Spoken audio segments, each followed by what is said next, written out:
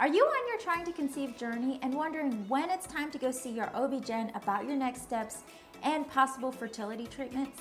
Well, in this video, I'm going to share with you my personal experience on trying to conceive mixed with my nursing experience to give you your next steps. Coming up.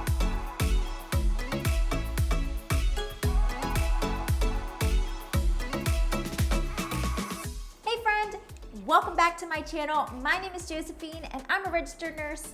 And here on this channel, we talk about the journey to pregnancy for new moms, motherhood, and inspiration. Today, we're gonna be talking about what you need to know after trying to conceive for a year and what are your next steps.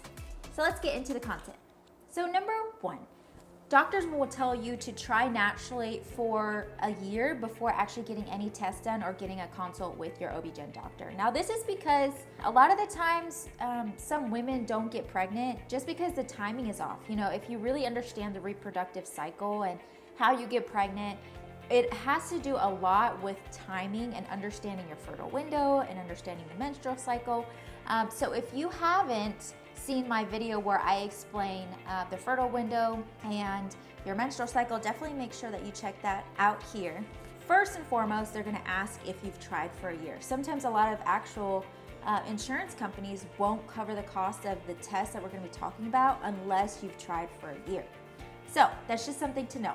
Number two, so after you've tried to have a baby for a year, this is where you want to call your OB-GYN doctor and schedule a consult with them to see what your next steps are.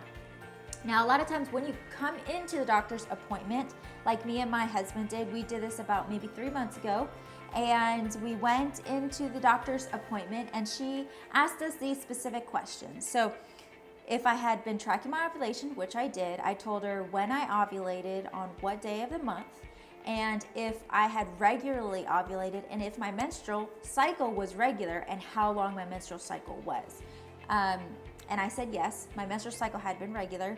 And then she asked me about my period, bleeding flow, if it was heavy, light, or medium, and how bad my cramping was. Now, all these questions are really geared towards understanding if you have any signs and symptoms of PCOS, or to check if you have any hormonal balances. If you have any of these signs and symptoms that are not regular, if you're having a lot of bleeding, if you have really bad cramping, if your ovulation is different from month to month, if your menstrual cycle is different from month to month, then it'll give the doctor a better direction as to if it's hormonal in etiology, meaning if they need to get lab work done, such as estrogen, progesterone, or even your thyroid levels.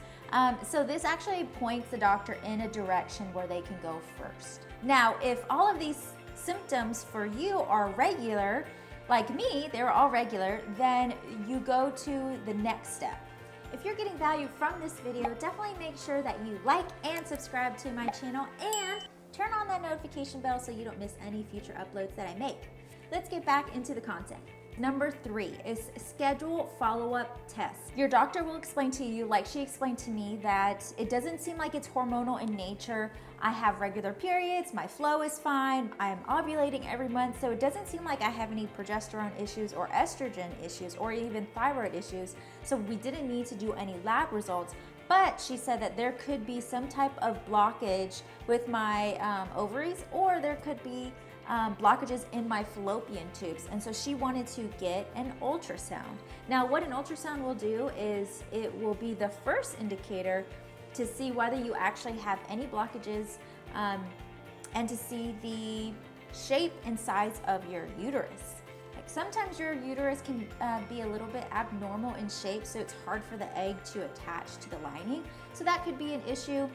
Sometimes your tubes can be blocked. Now, if they don't see anything on the ultrasound and everything looks normal, then what they'll do is they will do a HSG or a hysterosalpinography. And what this is, it's a procedure in X-ray specifically where they actually inject dye up the vagina, and it looks to see if your tubes and your ovaries are all patent, meaning there's no blockages. So the dye goes up the reproductive canal into your fallopian tubes and to the ovary to make sure that through the x-ray, they can see the dye actually having a clear passage. So this is just secondary to the ultrasound to make sure that you really don't have any blockages and to actually get a better picture than what the ultrasound can show.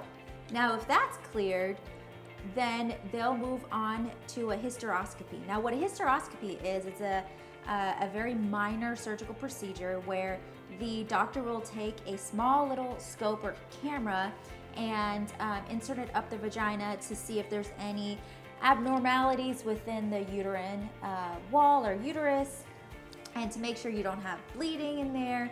And this actually just gives the doctor a better look inside your reproductive system to see if there's any abnormal findings. Now, what you will hear with your doctor's consultation is they will always check the mom first. So they're checking for maternal findings or abnormalities first.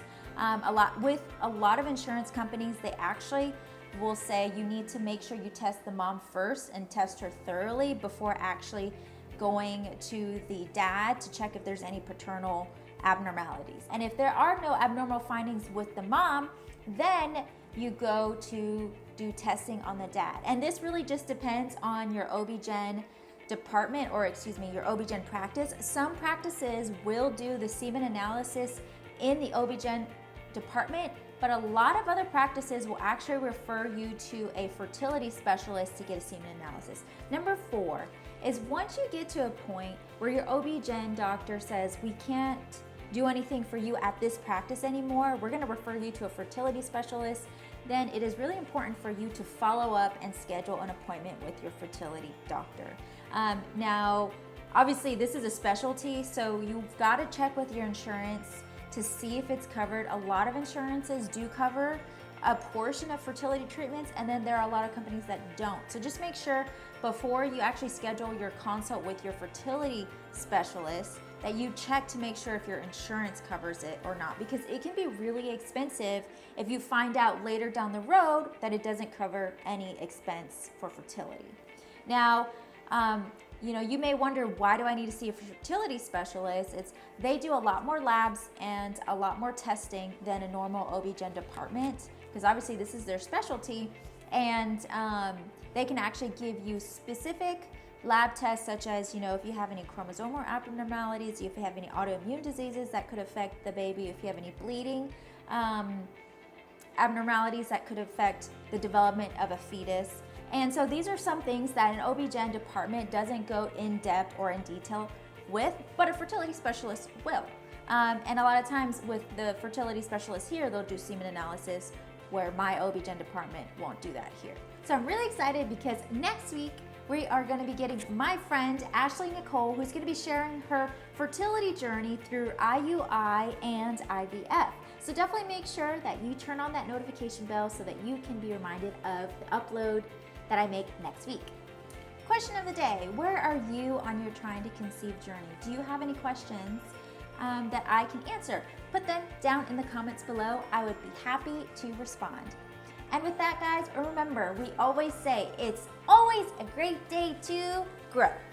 Grow in life, grow your baby, grow emotionally, and grow spiritually. I will see you guys next week.